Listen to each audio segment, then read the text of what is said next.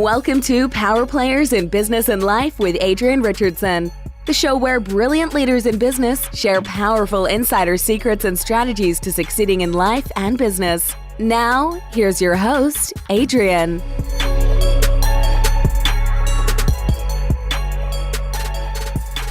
Hey everyone, I'm your host, Adrienne Richardson, founder of the Powerplayers in Business and Life podcast, where I get the honor of interviewing fascinating, big-hearted people who have brilliant minds. This episode is brought to you by Powerplay Media. Powerplay Media specializes in creating highly profitable and scalable Facebook and Instagram ads by strategically delivering the right message to a qualified market. Businesses that want to achieve sustainable growth and profitability hire Powerplay Media for their notable marketing expertise. They offer a premium done-for-you lead gen service for businesses at $1 million in revenue or more, as well as a top-notch mastermind for business owners who want to scale to 7 figures and beyond. For more information about their services, visit wearepowerplay.com today. And now, let me tell you all about today's guest. Kevin Waldron is the founder of Waldron Leadership, a business coaching and consulting company that helps business owners get to that next level of performance. An experienced entrepreneur, Kevin started and grew a $24 million a year disaster restoration company with over 200 employees and 5 offices before selling his business to a national franchise. He's based in Novato, California. Kevin now works with business owners around the world to grow their results. In 2015, he pioneered the Kilimanjaro Project, a life leadership program that had him take a client to the top of Mount Kilimanjaro in Africa. Kevin's also the author of the upcoming book, Look, How High Performers Change How They See the World to Create a Life Worth Living. Hey, Kevin, welcome to the show. Adrienne, great to be with you. So I, just shared with the audience how you are a power player when it comes to growing and expanding companies. And I'd love to know more about your story with the disaster restoration company. Like, you pretty much started that on a shoestring budget with nothing, right? Yeah, pretty close to nothing. What did I have? I had $1,000 in the bank, enough money for my first month's rent and some equipment, and that was it. Away we went. Wow. So with it, did you already work in that industry before and you were kind of going out on your own, or what got you started with the disaster restoration? Yeah, you know what I did, as your listeners can probably figure out, I'm not from America. So I came here in 1985, and I basically worked for a guy for 2 years, kind of learning the ropes. And he was selling his company. He decided to take off to Miami, Florida.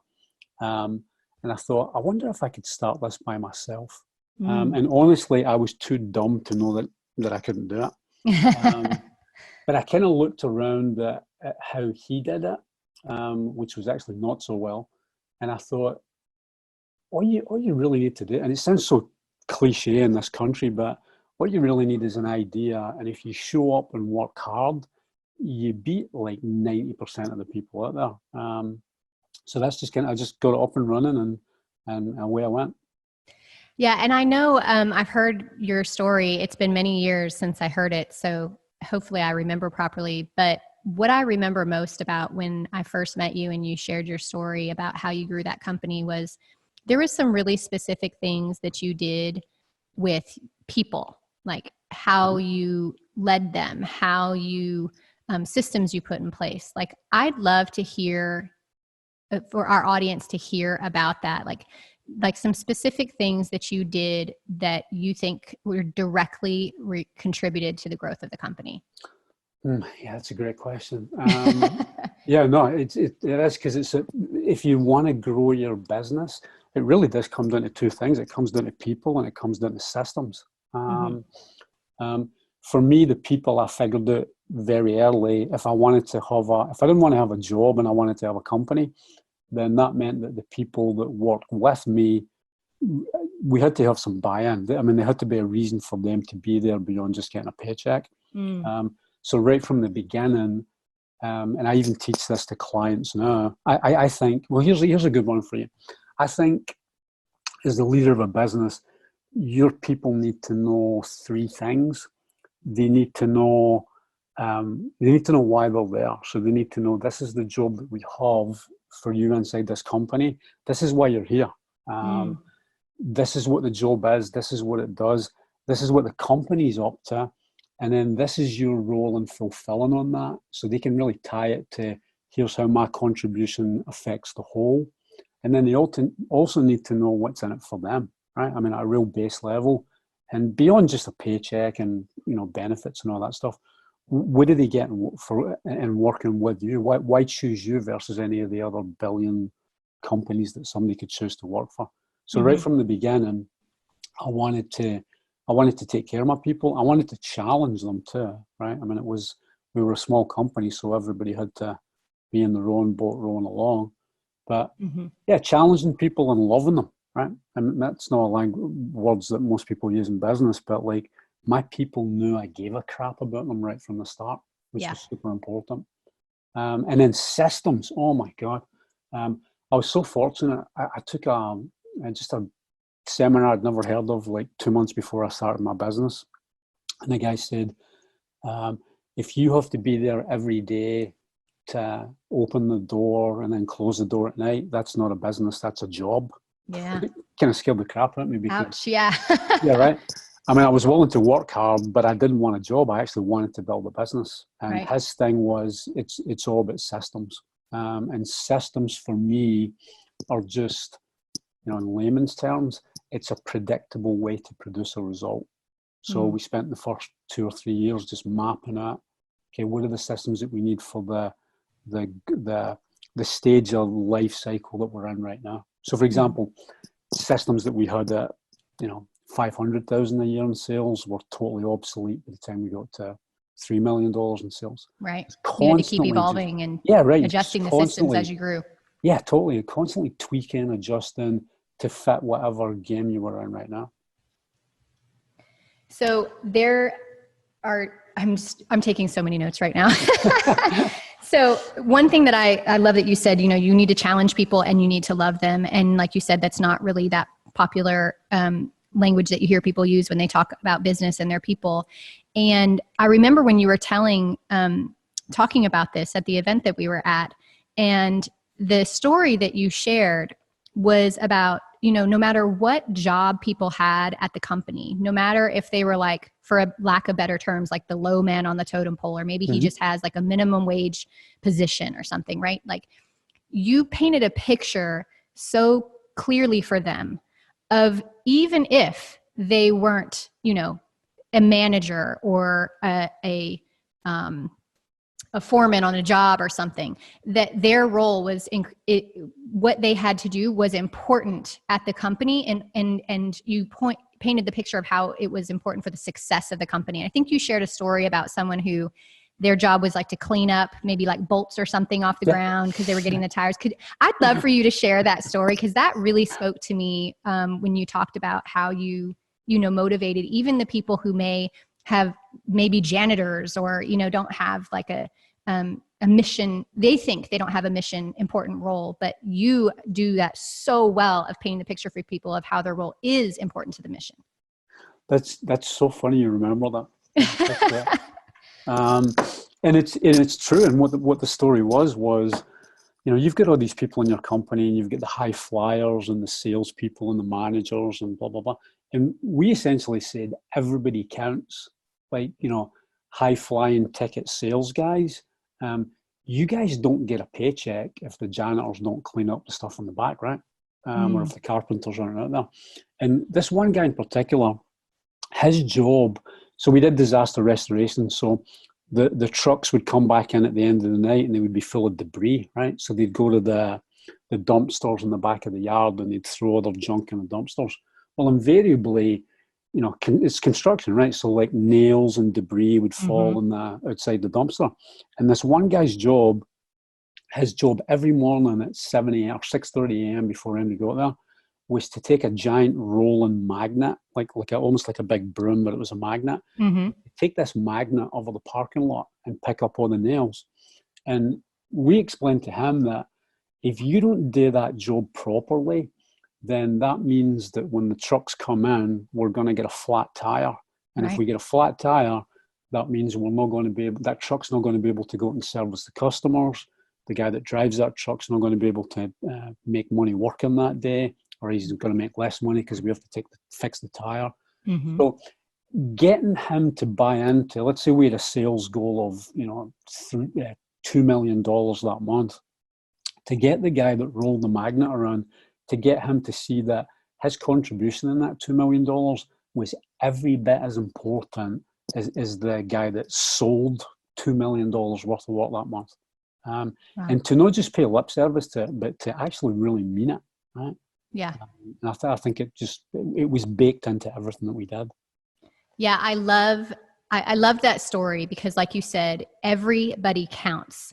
And a good leader can come alongside of his people and make sure that every person in the company knows why they're there, the importance of that role, how it applies to the bottom line, like all of those things that you just said. And I think that unfortunately, a lot of business owners overlook that. And they are looking at like, oh, I need to go and support my top sales guy, or I need to go do this for this business. And they're focused on maybe the positions and roles in the company that are directly related to generating revenue without realizing that all of those positions affect the ability to generate revenue in the company. And when you can do that, that's how you get buy-in, right? Like that's how you get a minimum wage worker or someone who thinks they're unimportant to treat this not just like a job, but like something that really matters. I mean, we would have people that would go through walls for us because they knew that we knew what it took to get the job done. I mean, another quick example was the accounting department, right? And I'm an entrepreneur to the bone, right? So for me, it's like, how do we grow? How do we scale? So I love the sales aspect and I love the revenue. But the people in the accounting department, one time they were getting pissed off because the sales guys weren't filling out their expense reports on time, right? Mm-hmm. That's very common, unfortunately. Yeah, right. That's why I'm laughing. And I had to kind of lay down the law and say to the sales guys, if you don't turn your sales expense reports in on time, you're not going to get paid because it's disrespectful to the accounting department to have to come and chase you, down the street to try and get you to turn in your paperwork on time. And when I was willing to do that, the buy-in that you get then from the accounting department is they go, yeah, we make a difference. We're not just the paper pushers in the background. That's how we generate revenue and keep the company financially strong, right? Yeah, I think that, like you said, when you put boundaries or restrictions in place, like one of the things that I always say is like, you don't have any standards at your company if there's not a consequence for not meeting the standard. Yeah, that's right. Like companies will say like, oh, we have standards, we have high standards, we have this and that. But if there's no consequence in place for not meeting the standard, then really you have no standards. Then you have none, exactly. Right. And the message you'd be giving to those accountants that are trying to do their job, if it's like, well, because here's the thing, salespeople, I love salespeople, but people who are attracted to sales typically are kind of like, you're driven, ambitious, go-getters, but they're not often like pay attention to detail, data kind of people. Sure. And so what happens a lot at companies is where they kind of bow down to the salespeople because they're the ones generating revenue and they don't want to upset them or push them too hard. But what that does when you allow that to happen is, like you just said, it creates the people who can't do their job because of that. It makes them feel almost like disrespected or unimportant. Yeah. And so by you creating that boundary and the consequence, you're saying this matters. And this is more, this is just as important and these other people are just as important. So I love that. So other things you mentioned was systems. So I just wanted to touch on a base on that for a minute because I feel like systems is kind of an S word to some people, like a 4-letter word to some business owners. Systems to some people almost feels like the other S word, like sales, like, oh, and, it's so much work and it's boring. We have to do this and that. But it's so important. And so I'm wondering what you could share about how systems can create freedom instead of kind of being like this annoying thing that you have to do. That's great. And I loved how you just put that. So here's an easy way. If you want to make money and you don't want to be tearing your hair out and working 14 hours a day, you better learn to love systems because systems is going to get you the freedom that you want.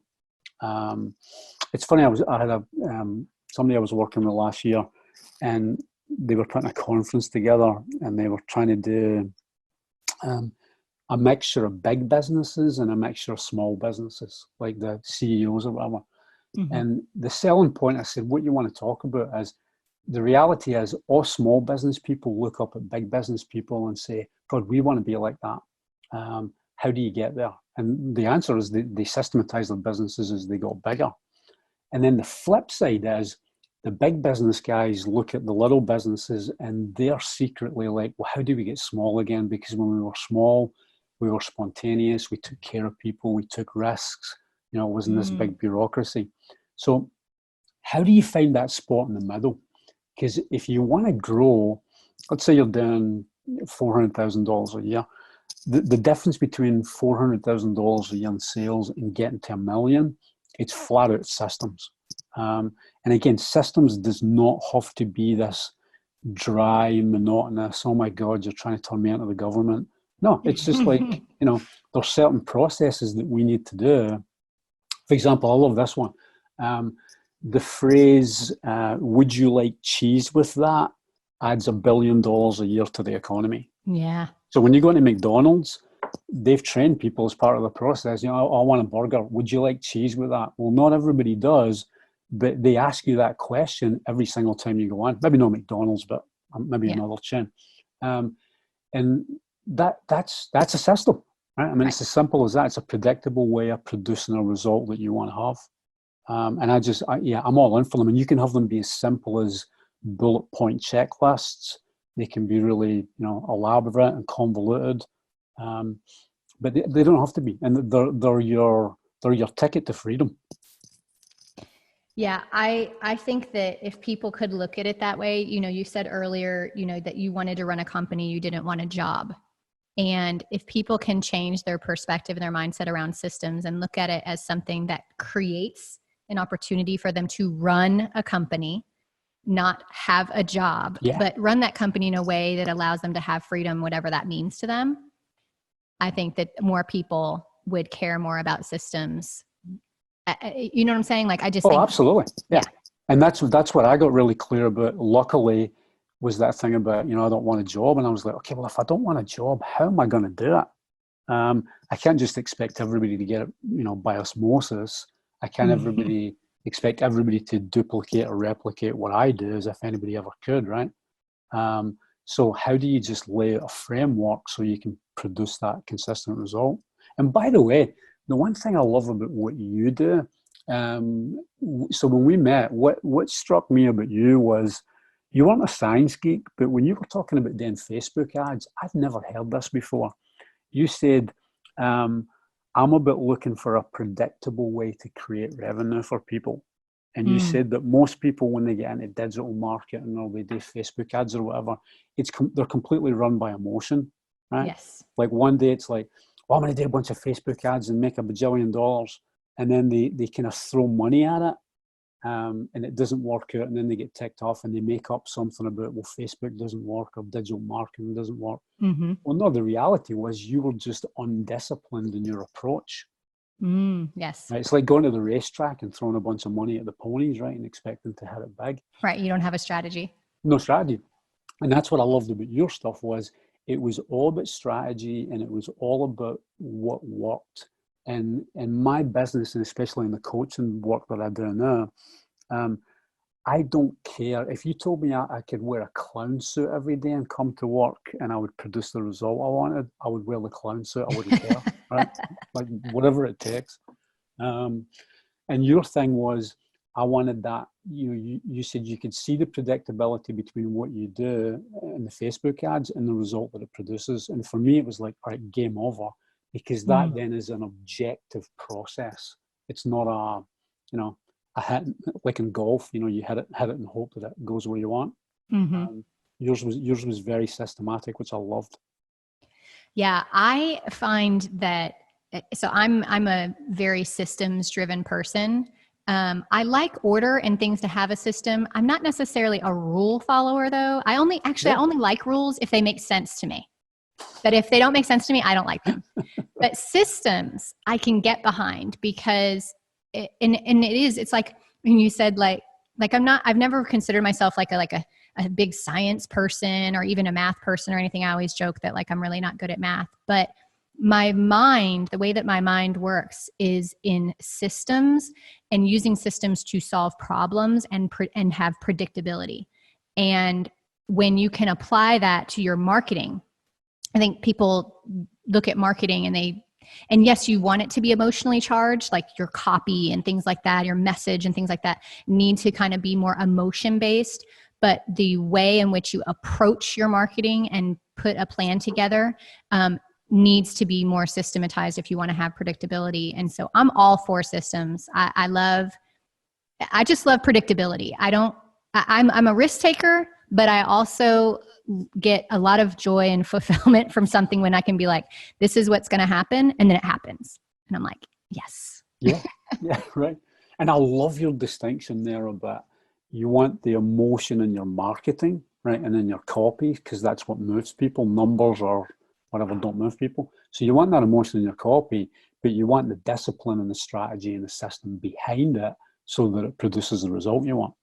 Absolutely. Yeah. I think if more business owners looked at it like that, they'd have more success in their marketing for sure.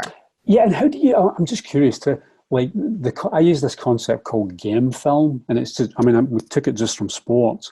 A lot of people do marketing or take on a strategy on anything really, and then they don't go back and look and see what happened. They just either get like, yay, we made $1 million, or they're pissed off because they didn't get what they wanted, right?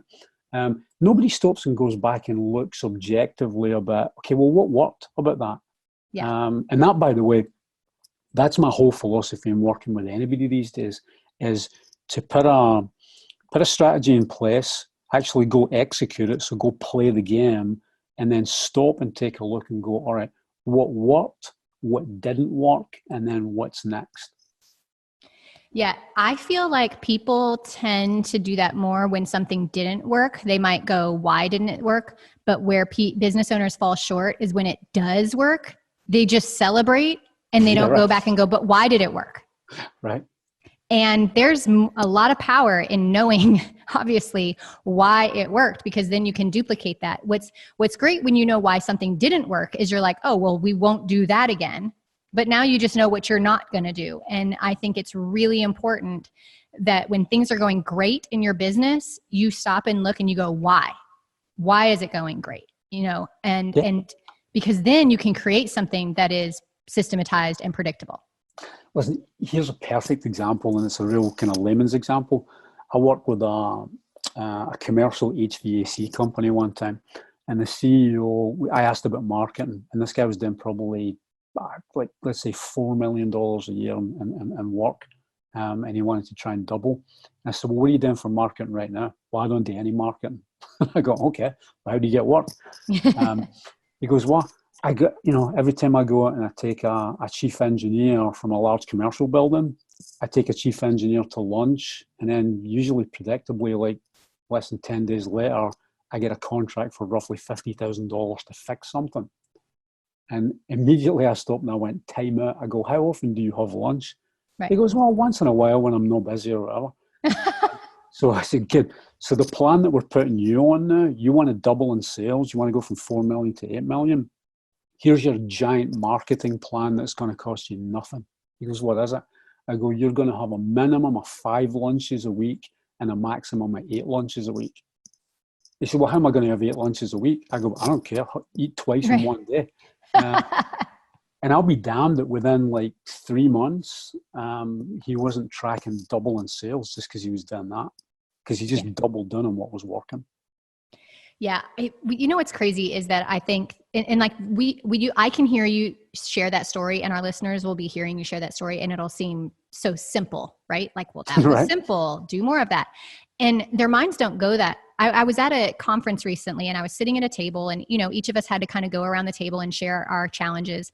And one of the business owners at the table owns physical therapy practices, 2 physical therapy practices in Florida. And, they were like, oh, do you think we should do Facebook ads to get more clients?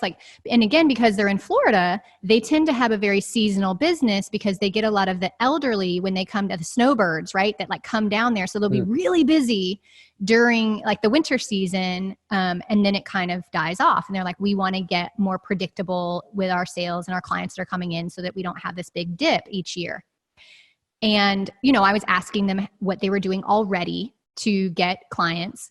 And I said, well, here's the thing. Like a surgeon, he does surgery, he fixes injuries all year long, right? Like it doesn't matter what month it is, somebody's getting injured, whether it's a kid who plays football or, you know, like someone who twisted their knee on the, you know, like there's all kinds of things that happen year round that have nothing to do with snowbirds. And so I said, well, you know, what are you doing to build relationships with the surgeons in the area, the big surgical centers, to have them refer clients to your physical therapy practice? And they're like, oh yeah, we, every once in a while, you know, we'll go to an office and we'll meet with a physical, you know, a surgeon, and we, you know, that usually works really well. We'll get, you know, referrals that way. We'll get clients that way. And I'm like, okay, well, how often are you doing that? Right. And they're like, well, you know, we're really busy, you know, so maybe we'll do like once a month or something.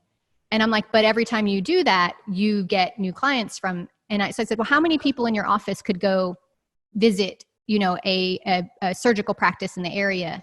And they said, well, we have 4 people who could do it. I said, okay, so if every single one of you went even just once a week, if each of you went once a week, that's 4 surgical offices a week. That's 16 a month. If you did that every month for like 6 months, what would that do in your business? Wow. And it seems so simple, but if you're not looking at what is working and say, why is it working, you'll never discover that simple strategy that could be right underneath your nose. See, you hit something on something so powerful there, Adrienne. It's so simple, but as human beings, we're complicated monkeys. We really, I mean, we much prefer complexity. Oh yeah, there must be a really big, complex, super powerful answer that I haven't found yet. No, call on 4 people, use 4 people, do it every week. And you said the magic words there. You said when you asked them, how often do you do it? And they said every once in a while. Yeah. Well, that's not a system, right? No. That's like hit and miss. And if you did it every week or every month to, you know, and even a system for me can be like, what's the most sarcastically small thing that you could do to make it a system? So you don't say, oh, we're going to go from calling on 1 person a month to calling on 27. Well, that's probably not going to work. But you know what? We could call on 2 a month. Great. Start there, right? And then move it from there. Yeah, that's a good point, because I think people get stuck in the it's too big of a task to take on, and so they just sideline it. And if you can chunk that down and say, okay, well, what's something that you could do that's one simple thing that just moves the needle forward? There you go. Perfect. And you know, for me, I'm always looking for what's the on-ramp to get people moving, right? Like I did, and maybe we'll talk about it later, but I did this Mount Kilimanjaro program. The mountain looks absolutely huge, right? When you're standing looking at it, you're like, how the hell am I ever going to climb that? But you know what? You could take those next 2 steps. And then your brain goes, and this is the complexity thing, your brain goes, oh no, that's too simple. That's not going to make any difference. It really isn't. But the reality is if you did it every day, you'd probably have the results you want pretty quick. Yeah. So I'm glad you brought up the Kilimanjaro Project, because I want to talk about that for a minute, because I think it's really, really cool what you're doing and taking someone up Mount Kilimanjaro. And I know that you've got a project coming up next year. So could you talk more about what the Kilimanjaro Project is? I mean, in a nutshell, I've combined, I was going to say the metaphor of climbing a 19,000 foot mountain, but it's actually not, because we climb it. Right. You're really doing it. Yeah, we're actually literally going to be doing it. So it's taken, Mount Kilimanjaro's in Africa. It's 19,341 foot high. And it's a 9-month coaching and training program where I take an entrepreneur or entrepreneurs, whatever it is that they want to create over that next year, we combine it with, we actually go into Africa and climb in the mountain. And I like to do what's called 3 summits on it. So the first summit is, you know, there's this thing about, well, when you get to the top of the mountain, then life's going to be better, right? Then you'll have everything you want. But the reality is that's not true. You touch the top, and then to a certain extent, it's kind of like, oh, now what? So I build that first summit in where we say, all right, what can you get done? So for example, the guy that I took on the last project, He'd been jimmy jacking around with a software program that he'd been trying to install for or build for the last 5 years. And before we went to Africa, we took that on as a project, and he actually got that complete before he went to Africa to climb the mountain. So we spent 3, 4, 5 months getting ready to go, doing all the training, taking on a project in your business and in your life. Then we go climb the mountain, which is awesome by itself. And then on the backside of it is, once you've summited it, what do you want to create on the backside? So there's that thing where we talked about a little bit earlier about, okay, now what, you've done something that worked. What are you going to transfer that into next? Mm-hmm. Does that make sense? Yeah. No, I love that. And I love when you said, like, it's such a good metaphor for life and business in general, is that you always we're shooting for the destination, right? Like, when I get there, when I get to the top of the mountain, when and then goals, when I achieve this, when I do this, I'll have arrived, I'll be happy, I'll be fulfilled or whatever. And those of us who've been in business for any amount of time, and you've obviously been in business much longer than me, realize that, and in life, it's like really the lesson and the joy and the fulfillment and everything is on the journey, on the way to the destination. Because you get to the destination and you're like, it's done. Yeah, I mean, it's right now. It's like, if as an entrepreneur, if you can't get the opportunity that's in front of you, like this particular day, right, then you're nuts, because it's not coming anytime in the future. This is as good as it gets. And I don't know where I got it from, but I had this thing about, maybe it just came to me, where it said, all right, you've got a sunrise in 24 hours. What are you going to get done with them? And obviously you want to use that 24 hours inside a backdrop of what it is that you'd like to create with your business and your life. But it's all about right now. It's all about today. Yeah. Yeah. I think that, we spend too much time, and I know I've done this. This is just such a lesson that I've learned in my life, but I've made the mistake in the past of saying, like, well, when I reach, this amount of revenue in my business, I'll be happy. Or I reach this amount of revenue in my business, I'll be happy. And the thing is that you get there and you kind of look around and you're like, oh, okay, now what? Right. And it's, if I was ever just satisfied with achieving that, how much more would I be missing out on life if I didn't continue to up that or to challenge myself? And for me, it isn't about how much money I can make. It's about how far can I take this thing? How big of an impact can I have? How much can I do with this? And if you're always looking at your goals, the goal, like the goal itself isn't the only thing that you should celebrate, and it shouldn't be the only time you do celebrate. It's all those things you had to do to get to the goal that actually matter more than the goal. Yeah. Yeah. I mean, I do this thing called, every night before I go to bed, I do magic moments. Takes me like 10 seconds. I just sit down and I review the day and I go, all right, what great thing happened today, and what caused that? And it could be something simple as, like, like today, I'm gonna go to bed tonight, and right before I go to bed, I'm gonna go, I had a podcast with Adrienne this morning. That just set off my day, like, fantastic. I've got a lunchtime soccer game coming up today.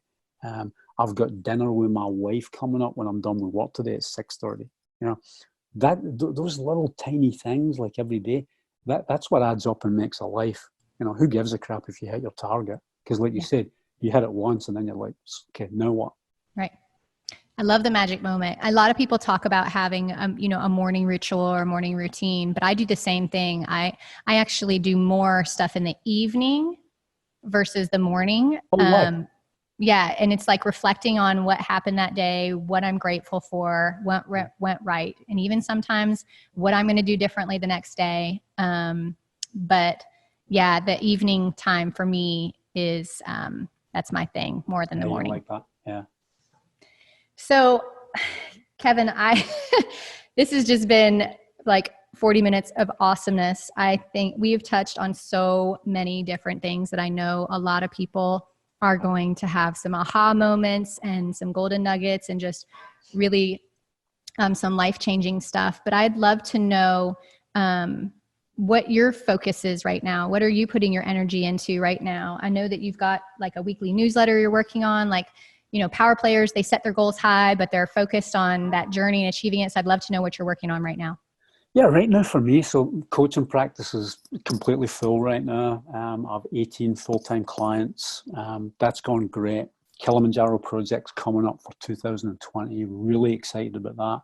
And then if you're listening, this might be fun because I started writing a newsletter about a year and a half ago. It's called Ready for Monday, and it goes out every Sunday morning at 6 o'clock Eastern. And my only intention in life, period, is to be useful. I mean, I figured out what my mission was a long time ago. And that's it. I don't even care about being happy. Well, I kind of care about being happy. Well, being useful makes you happy. But for me, being useful makes me happy, right? Yeah. That's what I want to do. So that newsletter goes out. There's no sales guff in it. It's just pure, here's what I see. Here's what might be useful. You might want to take a peek. And I've loved writing it. It's been incredibly challenging to write because I write them fresh every week. I don't put any in the can. So it's kind of walking a tightrope, which is actually, believe it or not, that the joy that I get from doing that and the challenge that I get from doing that feeds into everything else that I do. So anyway, that's something that if you were smart and you couldn't afford to work with me one-on-one, if you read that newsletter every week, and some people have told me this, you could produce a ton of results just out of reading the newsletter and never coaching with me. That's awesome. So how can people get your weekly newsletter? Super easy. Just go to waldronleadership.com. And I think it's on the top section under your blog or newsletter. It's pretty easy to find. Great. Well, Kevin, I just want to thank you for being on the show today. I know our listeners will be moved and motivated by what you shared with them. You are a power player, Kevin. Thank you so much. That was my pleasure. Great being with you, Adrienne. Thanks for listening to Power Players in Business and Life. Be sure to click subscribe. To learn more about Adrienne, visit www.wearepowerplay.com. We'll see you next time.